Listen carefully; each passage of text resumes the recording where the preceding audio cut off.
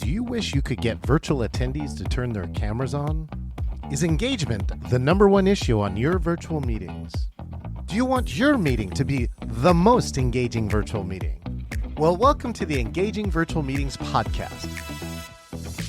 In this podcast, we'll talk to the top people around the world in virtual meetings and give you, the listener, the best ideas to host engaging virtual meetings.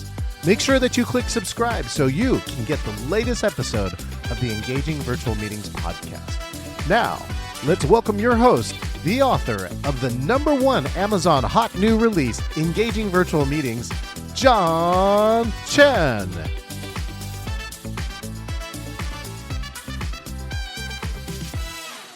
All right, welcome to the Engagement Show. I'm your host, or your co-host, Chen, and of course we have our other amazing co-host, Roger Haskett. What we also want to do here too is let you know that if you want to subscribe, share, like, or comment if you're watching this stream, make sure and do that. We'd love to see you around here, and if you can comment during our live show, we'll make sure and bring you in. Speaking of bring in, let's bring in from the Canada, the one and only Roger Haskett. Roger. Oh, end of year show, celebrations show, holiday season show. So exciting. I'm wearing my semi-holiday Christmas sweaterish. John, how are you doing? I'm doing fantastic. I got some red on here, right? And we're just looking at the holidays. I can't believe it's December now, Roger. You know, this has been one of those years which seemed to accelerate the faster it went along, right?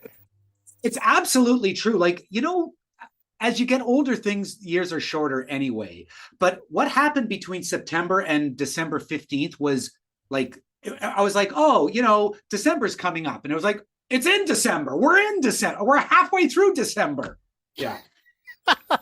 Well, the great thing to do here in December, right, is to reflect and to celebrate. So Roger and I, right, one of the key parts of engagement is celebrating. We tell people all the time, acknowledge your amazing people, acknowledge your accomplishments. So Roger and I are just going to take a moment here to really share that. And by the way, if you are watching or after this, you know, go to the comment and celebrate something you did this year. We want to hear from you, right?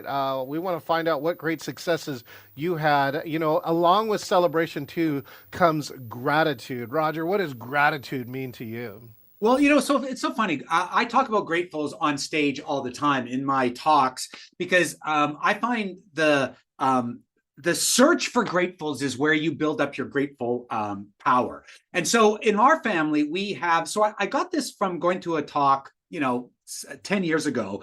This guy was talking about gratefuls. And so I came home and I said, okay, we're going to start doing gratefuls around the kitchen table, around the dinner table. So we started off doing one, and I have 3 kids, and they all started off being like, you know, don't look at me. By the end of the first week, we were doing 3 gratefuls each, and my kids were like going, me.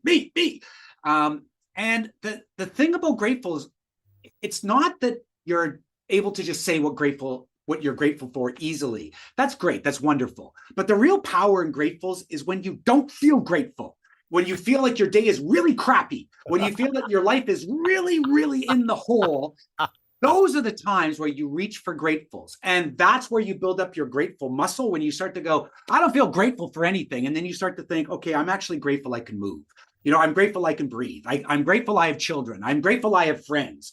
And you start to realize that the basic building blocks of gratefuls are the most powerful. They're the most meaningful. Like when you say, I'm grateful I have a computer, yeah, okay, whatever. But when you say things like, I don't know what else to say, but I'm grateful I have feet.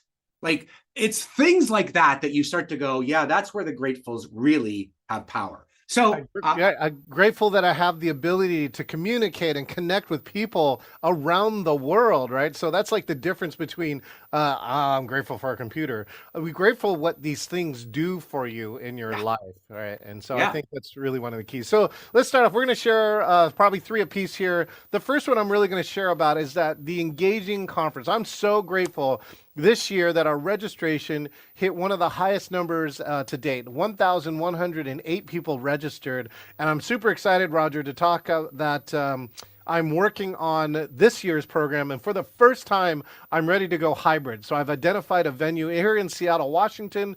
150 very lucky and special, hopefully grateful guests are going to come in person. So we'll have an in-person audience, a virtual audience, and our YouTube audience. So those are the three ways you can participate. And again, I'm happy too to offer a free ticket to the many people who, aren't sure or don't have the resources. I want to provide this education to them. And so I found a means to do that. So that's one of the top things I'm grateful for this year, Roger. Yeah, well, you have every reason to be grateful about that. I was one of the participants at this year's conference again, and it was amazing again. And John, you really built something up here. It's amazing. You started with this idea like 4 years ago, or whatever it was, right? Like I was near you when these things were being discussed, and from where you started to where you've gone, it's pretty amazing. So my first grateful and celebration. I want to talk about my team. I want to talk about the performers that my friends and performers that I hired to do stuff, my brother who works with me in the office, my spouse, my amazing wife, Jenny, who is the best person in the world, who helps with so many different things, and my kids, who are also so wonderful and amazing. And then the cherry on the top, I'm really grateful, and I want to celebrate our clients. We have such amazing people who reach out and hire us. I consider them to be parts of our family. Some of them we've been working with for right here it shows we've been in business for 31 years right here. And I have clients. I was just at a meeting on, what is it today? So on Monday, I was at a meeting where I'm talking to people, and I said, we've done over 200 shows for your company this is a DMC in 30 years. And the people in the room, I was like, I knew you when this company started. I'm grateful for that. I'm grateful for people who show that type of loyalty and who are so great around me. People who are so great, like you, John. I'm grateful for you. Oh, well, thank you so much, Roger. That's a great piece.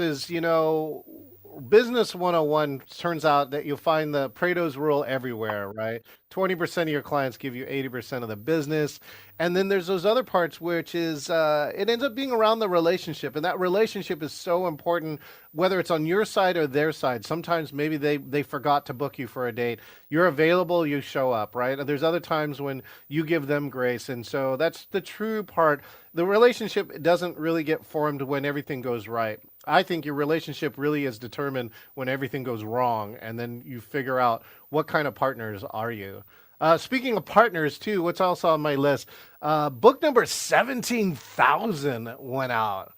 And I got to tell you, that average in the U.S.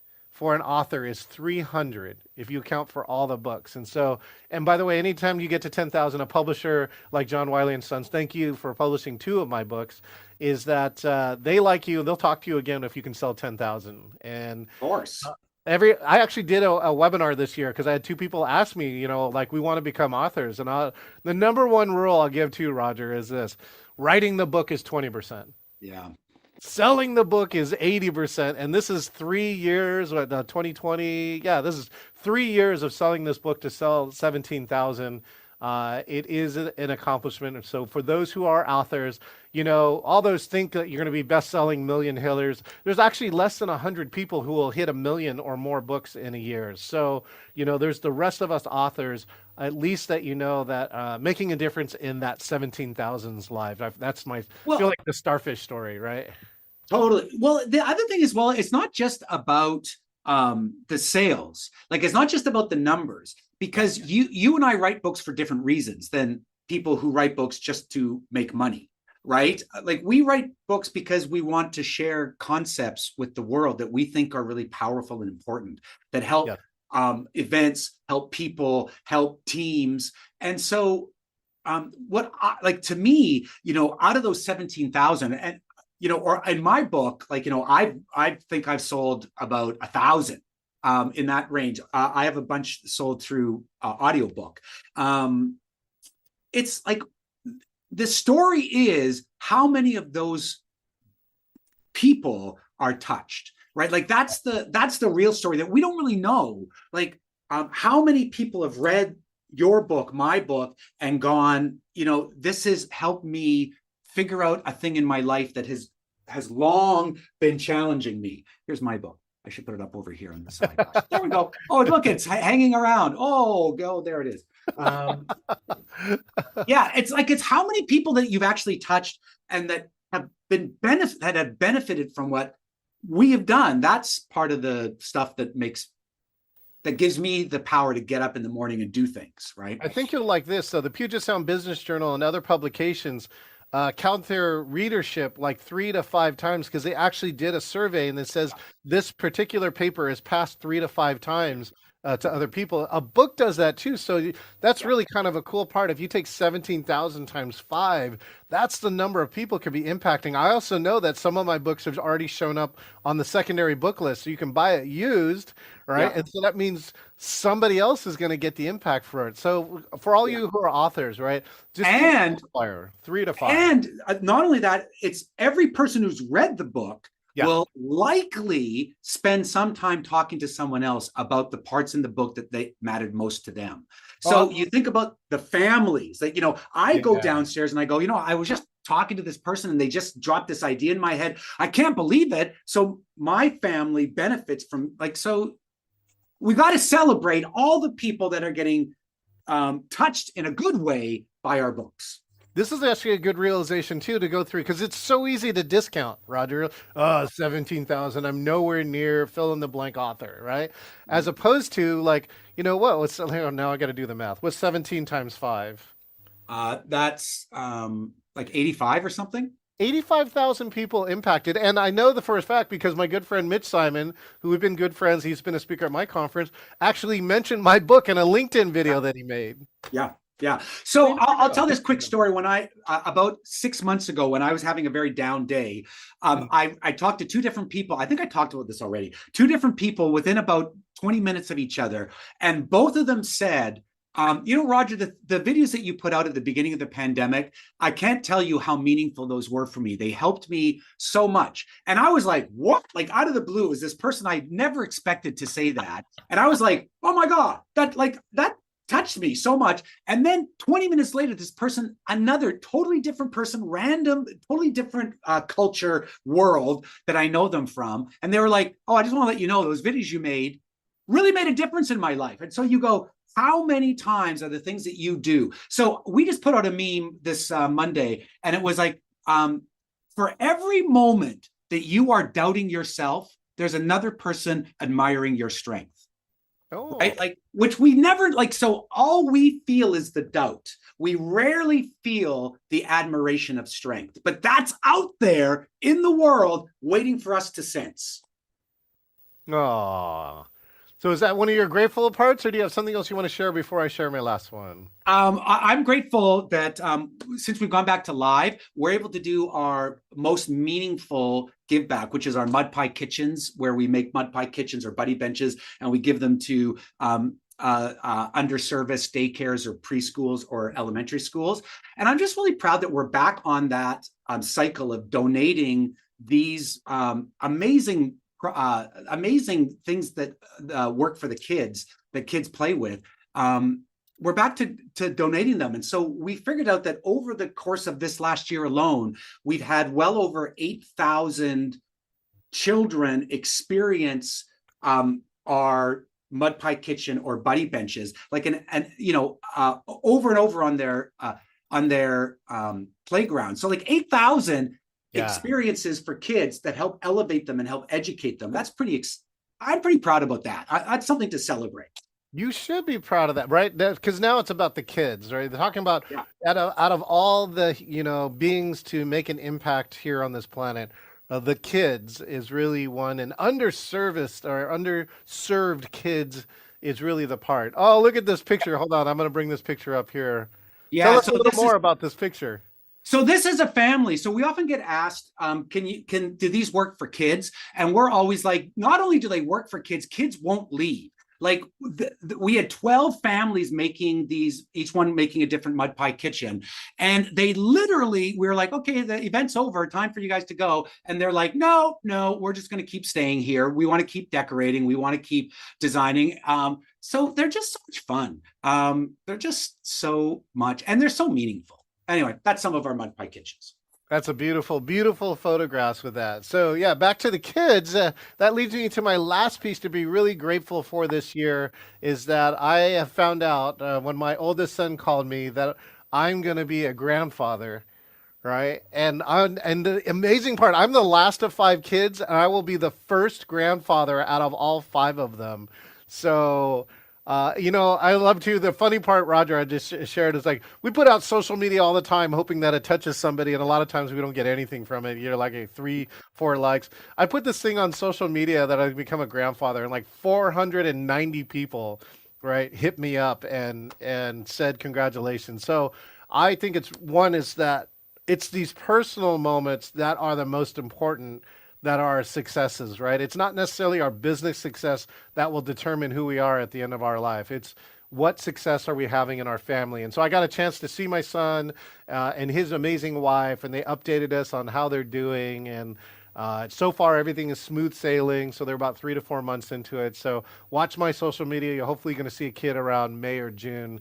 That will be my grandkid. I don't think there's anything better than being a grandparent. Like being a parent is wonderful, but it's hard and so many things. But being a grandparent is just like joy, joy, joy. So speaking about celebration, I guess I could tie this into celebration and grateful. So the most response I got in social media is when I did something personal too. So it wasn't about being a grandfather. I put on that I had been hired for a Hallmark movie and they totally changed me up. So I'm going to show you a picture of what they made me look like.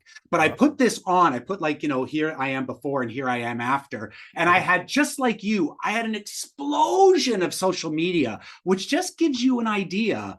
People really want to know what's going on in our lives. Like people really, like as much as we talk about business, people are really concerned about, they're very interested in who we are, right? Like the things that we experience. So this was me, right? So I'm me right now, but this is what they turned me into after like an hour and a half in the makeup chair. And so that's the thing I put on social media. And that's the thing that got like, I don't know how many hits and comments and likes, because it's interesting to see people's personal life. It's kind of like Lord of the Rings meant Country Bob Adams or something. I don't know. Oh my God, that's so hilarious you said that, because I describe it as, think of Gandalf with a bad dental plan. Yeah. Oh my God. What was the highlight of doing that? So you got to act a part in a movie for that. Is that so not only did the highlight, I got to be like that. That was amazing. But I walked out and I had to do it in this cave. So I did my scene in the cave. It was like, an emotional 2-minute scene. And I came back out and all the people walking past me who I'd seen for the previous 3 hours before they saw me acting, they were all like, they were, hey, Roger, blah, blah, blah. And then I came back after acting like that guy. And they all looked at me like this. As I walked by, they were all like, as an actor, those moments are the reason you do things. Because what those eyes showed me was they were like, you were a different person a moment ago. Like you're bought into your character. Yeah, I'm totally bought into whoever you are. Yeah, which is pretty exciting when you're an actor. Well, here, let me give you this, because this is the other thing actors want is this.